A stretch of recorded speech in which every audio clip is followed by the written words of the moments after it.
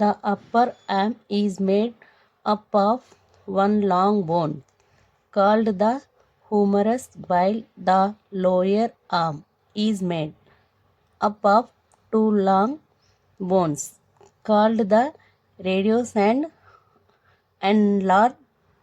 The upper arm joins the lower arm at the elbow. Hand lips are our legs.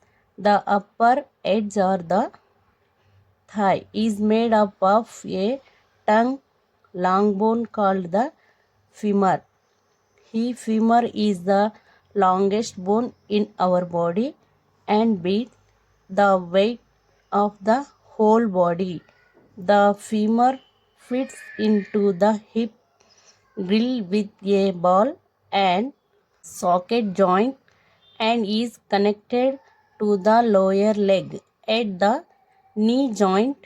The lower leg is made up of two long ones called the tibia and fibula.